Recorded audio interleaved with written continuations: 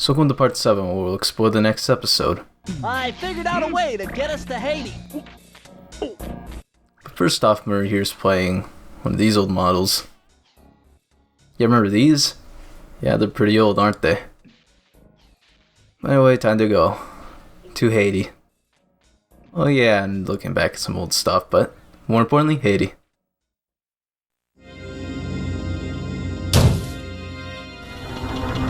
The third member of the Fiendish Five was the infamous voodoo priestess, Ms. Ruby. Born into a family of mystics, other children found her scary. Teaching herself to summon the undead provided what few friends she had. A career in crime allowed an adult Ms. Ruby to punish the world for fearing her as a child. Chief mystic for the Fiendish Five, her powers allowed them to break both the laws of man and nature at the same time.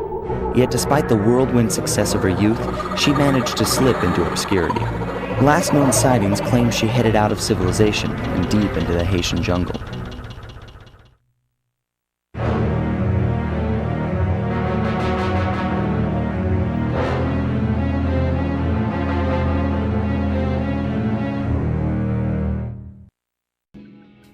So yep, now we're in the swamp. This is a pretty interesting take for the third world, essentially. I mean, we're already getting dark in here. But if you do know your stuff, you know this was originally meant to be level 4. And considering some of the things you do here, it makes a lot of sense when you realize this was meant to be the 4th world. Sorry, Sly, but this is one mission you will have to accomplish without me. You don't believe in ghosts, do you? Sure I do. My scanners have picked up verifiable paranormal activity. But that's not the problem. This swamp is oozing with disgusting mold and bacteria. Suck it up, Bentley. We got work to do. Well, all right then. Don't forget to use the new move you learned from Mugshot section of the Thievius Raccoonus. You mean the raccoon rail walk? The roots and vines around here are perfect for that.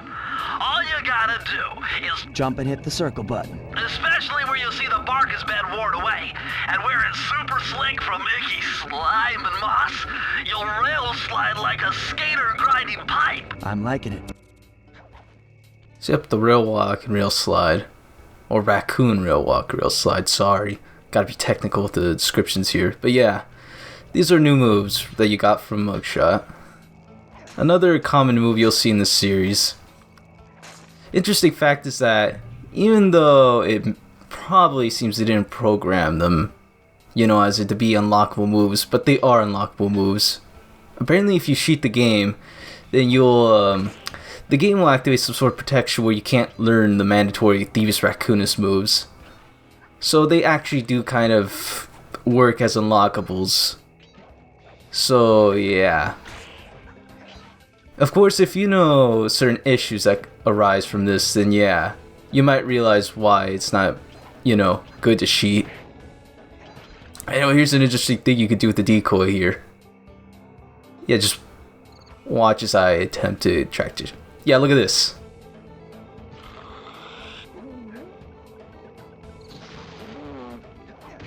Yeah, they have blood spitting out of them apparently. Yeah, I don't know why a decoy has that, but it does. But anyway, let's read up on Ms. Ruby. She also has a dossier like everybody else in the Thievius Raccoonus. Ms. Ruby, Voodoo High Priestess and Chief Mystic for the Fiendish Five. Background. Ms. Ruby was born the daughter of voodoo mystics and was very scared of other children. To fight off the loneliness, she learned to summon the undead so she would have someone to play with. Her ability to twist the laws of nature make her a terrifying asset to the Fiendish Five. Last known location? Haitian jungle. So yep, we're in the jungle now, in Haiti. If that wasn't obvious enough, but... So yeah, those special enemies you just saw there, they take 3 hits to defeat. They start off as one form, but 1 hit and they separate. So it might not be over yet when you hit them once. This can make them pretty annoying, but... well, yeah. Also, I don't get lucky here, and yeah. The hitboxes are still pretty active when you take their head off, so yeah, be careful. Of course, they still celebrate pretty well, even when hitting a decoy. Well, except for that one time. I don't know what constitutes, celebration at times, but hey. There's not enough about this game that I can't get with weird inconsistencies like that. Anyway, we get this part where apparently, yeah, you gotta sneak across here, but as you can see here, I don't think, from what you can see, this one flashlight guard cannot see the decoy at the bottom for some reason. Yep, flashing it directly, doesn't see anything. So you can only see you if you're doing it along the wall, so be careful. Otherwise, it's pretty easy. So yep, this is our flashlight guard. Pretty unique looking one. And they too can be pretty annoying like most flashlight guards. That's Miss Ruby's lair. To get in, you'll need that key on top of a tiki pedestal in the guard compound. There's a bad mojo force field protecting it, so you'll have to destroy all 5 of the purple candles surrounding it. No problem. Don't get cocky or you'll end up with your head shrunk to the size of a pea. You've got to get past those voodoo guards, and I'm warning you, they're mean and they work like a team. So do we, buddy. So yep, you got a group of flashlight guards surrounding all these huts. So you gotta be careful not to get caught. And guards by proximity do follow you, so be careful.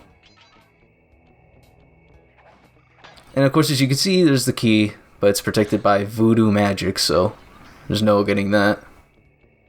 But otherwise, yeah, the whole objective here is just break all the candles. But more importantly, well, here's a attempt that I try to use the mine. I don't think it worked out quite well. Yeah, as you can see, I missed. But it doesn't matter now, there's a safe. If I did my math right, and I always do my math right, then the combination has got to be 588.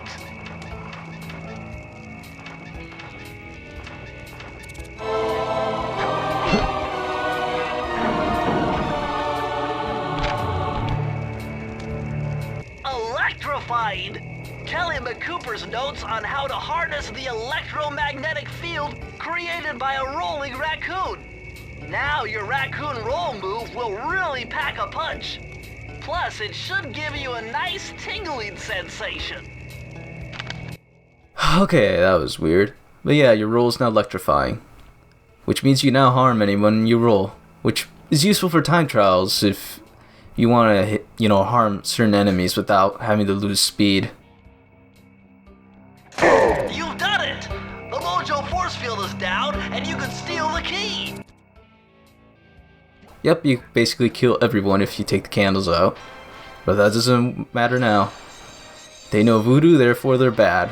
According to this game anyway. I mean, I don't have much reason to believe that anything supernatural in the Sly series is good per se, except for maybe one exception. Otherwise, yeah. If you know otherworldly powers, you're probably a villain. My paranormal scanner is maxing out on that structure. A reading like that could only be coming off Ms. Ruby herself. I think you're right, Sly. If you want to crack at Ms. Ruby, you're going to have to find a way inside that skull temple. So an interesting thing about this one episode is that it's basically compromised half of actual levels and half gimmicks. You'll see.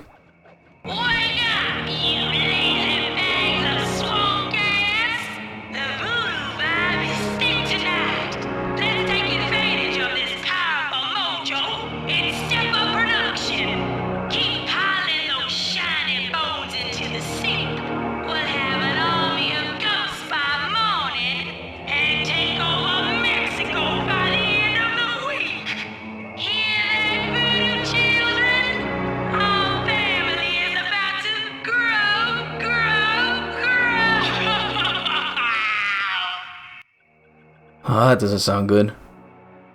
Anyway, yeah. This is certainly a dark atmosphere for a 3rd level. This is also where the difficulty ramps up, so yeah. Also, I'm doing something a little too early, so ignore the whole attempt here, but yeah. This certainly really does feel like a 4th, penultimate level rather than, the 3rd level. I mean, we just came fresh off, whatever you would describe Raleigh's level, ships. Yeah, I don't get it either. A active, bustling, despite the fact that it's basically a ghost town, city that is Mesa City. And now we're here in this haunting atmosphere in Haiti. But yeah, you'll see what I mean with half gimmicks and half actual levels in this world. Sly, the only way to open up that voodoo gate is by lighting all 25 tiki torches with the flamethrower on your swamp skiff. Use the left analog stick to steer and press the X button to fire the flamethrower.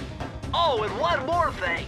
You need fuel from the flamethrower, and the only source of oil are those piranha you see swimming around. Run them down with a boat. One fish fuels one shot. Hurry, you only have 2 minutes to get all the torches lit. So yep, we got an arbitrary time limit here for some reason. And yep, there's an annoying limitation to having the fires, or the piranhas, I guess. For some reason, you can only run over 5, and that's it. You can't hold any more flame in your ship thing. But yeah, your skiff at least controls decently enough. Otherwise, it's pretty much, not much else to it. But this does feel pretty annoying since the piranha are really fast, and you basically gotta outmaneuver them if you ever want to catch up to them. And like I said, there's an arbitrary time limit, so yep, you can't take your time here. And since the tiki torches might blend in a little, yep, there's a problem here where you might miss one because you didn't notice it. At least just for me anyway. If you're really good with details, then maybe this won't be a problem for you, but maybe for me it is. So yep, you got 25 of these. Progress is looking pretty good, but yeah.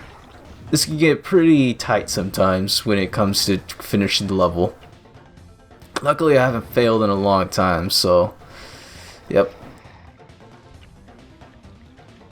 Otherwise, it's pretty much what you see here is what you get. There's not much else to it. It's a very basic gimmick level, but it gets the job done. But yeah, the game, you're gonna start seeing more and more gimmicks now. I mean, we think we only saw at least, what, 3 last time? There was the Murray levels and that one underwater treasure ship thing. But starting from now, you're gonna see a way more gimmicks. No, not a lot of regular levels left after this. But otherwise, yeah. Luckily, when you finish everything, the time limit's off and you just take your free time. Yep, that's it for Haunted Lake. Very basic level, but yep. That is a sign of things to come for this game.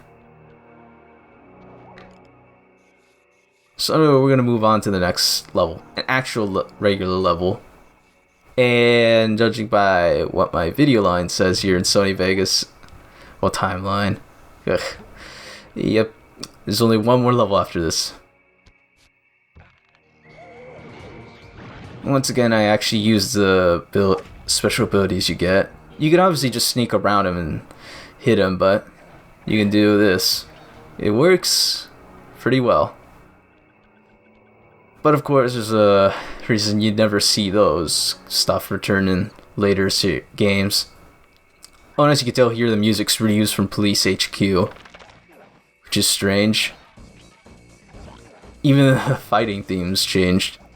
And you know what you just saw was a purple gooey ghost thing. Oh yeah, and the sape's already there. Sly, you'd better be on your guard here. My paranormal scanners show this place is really haunted. You don't say, huh? But anyway, yeah. if you play the HD version of this game, they actually did go through the effort of changing the song here to the actual overworld theme instead. So you don't have to listen to Paris, France all over again. Now that was very interesting. When you smash that gravestone, the ghosts stop coming. It must be some kind of ghost generator.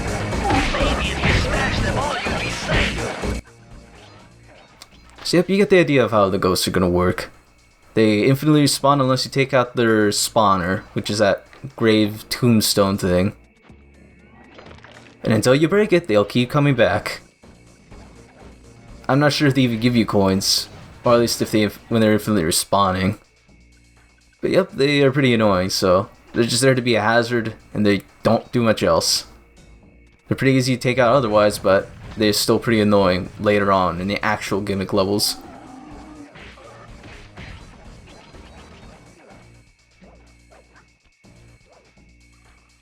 Oh yeah, and another annoying fact is that the clue bottles really blend in with the whole, map here.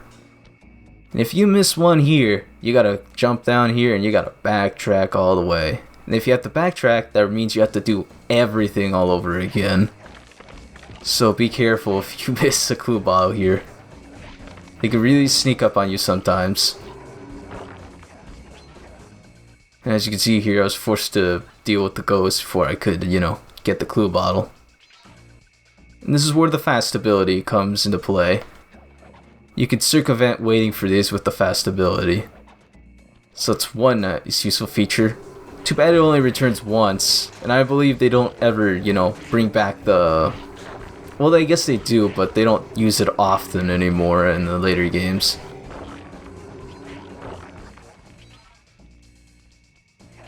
So, yep. Well, you saw there was 3 swarms. That was pretty easy because we're on foot here, but it'll get much worse later on. You'll see.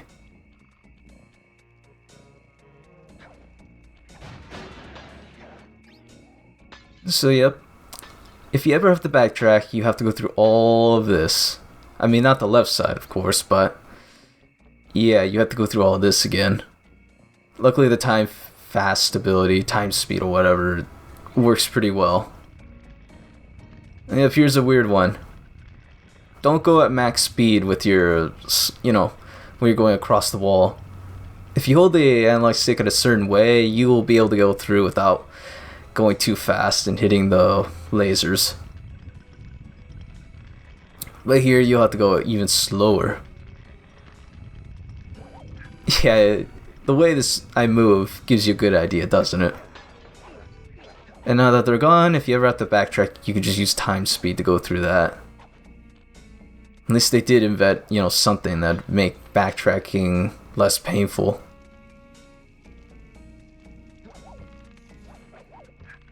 But that doesn't stop me from missing at least one clue bottle, so...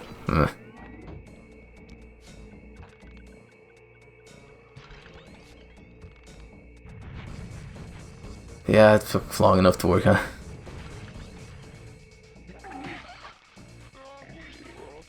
Yeah, that could happen too.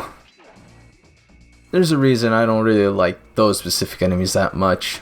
I mean, there's nothing noteworthy about them, but they do have that annoying hitbox issue where since they take 3 hits to defeat, yeah, it takes a while. You can still get hit even after 1 hit. These mosquitoes can also be pretty annoying, but yeah. And yep, I just saw the clue bottle that I missed, so... Either it was me forgetting it entirely, which is the most likely factor that happened, or it was me saving it just in case I missed the earlier clue bottle, but I highly doubt that. So, as you see here, if you accidentally fall down here, you're going way back. So be careful. Although at this point you should have the water protection, so you should be able to fall into the swamp if you want to at least get a fast exit back here.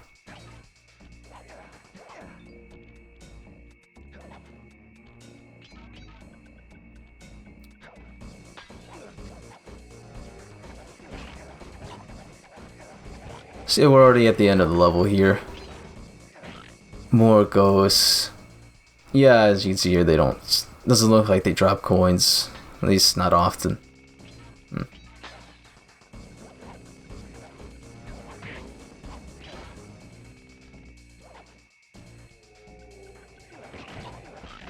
Yeah, this level really loves its ghosts, doesn't it?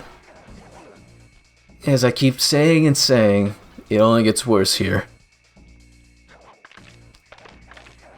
And luckily this is one good level where they put the safe in a location where by the time you find it, you should be able to get the last few clues already. Unless you're dumb like me and didn't notice that one clue bottle there.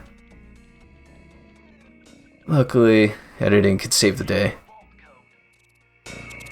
Okay, this is kind of a guess, but try 128.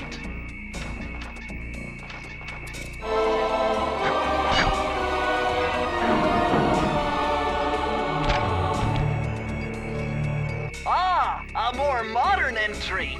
Bruce O'Coop's computer hacking technique. Using the data on this page, I should be able to tap the duty roster at each hideout and project guard information into your binocucom. Okay, so this is an interesting one. It's not all that useful, but now you can use the binocucom to see names of enemies and their descriptions. I'm not gonna go back and show you the old ones, but whenever I find a new enemy, I'll just show it off. So yeah, these characters do actually have names, so they were special enough to get specific care, so yeah. Anyway, that's it for part 7. See you next time for part 8. notyourusualZero, signing off.